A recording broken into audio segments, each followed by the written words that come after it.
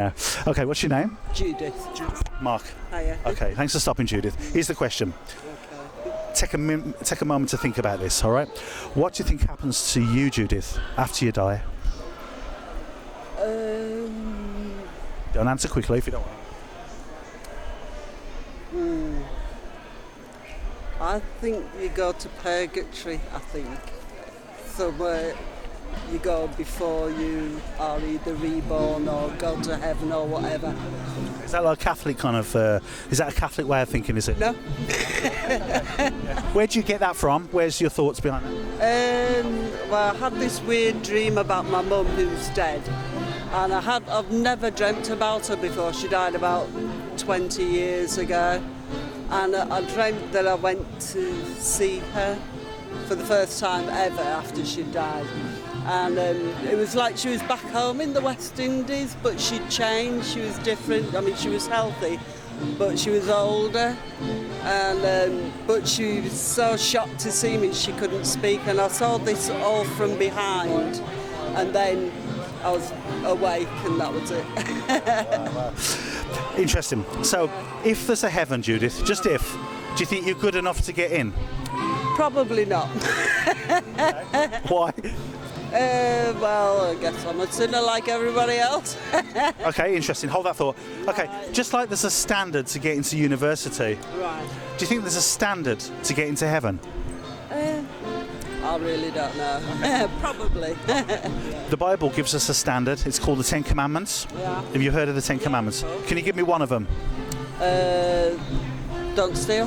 That's good enough. Okay. So it's called the Good Person Test. Right. I'll test Judith against 4 of the Ten Commandments. See how good you are. Okay. Okay, you're up for this. You're a reasonable person, I can tell. All right, Judith. Here we go. Have you ever told a lie? Yes. Okay, me too. What do you call somebody who tells a lie? A liar. Have you ever stolen anything? Yes. Me too. What do you call somebody who steals? A thief. Okay, you're doing pretty well so far. One more. Have you ever murdered anybody? No, not as far as I know. Okay, your conscience would tell you otherwise, yeah. Jesus raised the bar high on this one. He said, if you're angry in your heart, or if you hate, I've hated people, I'm guilty. So, have you ever been angry at anybody? Yes. Okay, one more. Have you ever used God's name as a curse word, like OMG or... Yes. That's called blasphemy. Yeah. That's another serious one. So, Judith, by your own admission, you're a lying, thieving, blasphemous murderer at heart. And if God was to judge you by that standard on Judgment Day, would you be guilty or innocent? Probably guilty. Heaven or hell? Hell.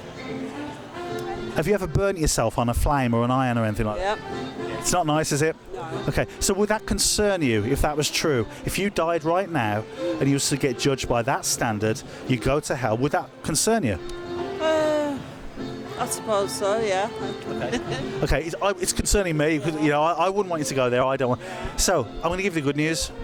Okay, there is good news. Any idea what that good news is? Jesus is alive and kicking. Very good. Okay. Nearly come towards the end. Right. You and me were in the court in Birmingham. Yeah. Okay, we're up before the judge for lying, thieving, murder, blasphemy. Yeah.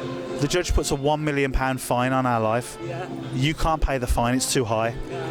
Someone comes into the courtroom who you don't know and says, Judge, hold on, I love Judith so much, it's cost me everything, but I'm going to pay a courtroom fine. How would you feel towards that person? I'm grateful. So the judge accepts the fine being paid on your behalf. That's a picture, Judith, of what Jesus went through.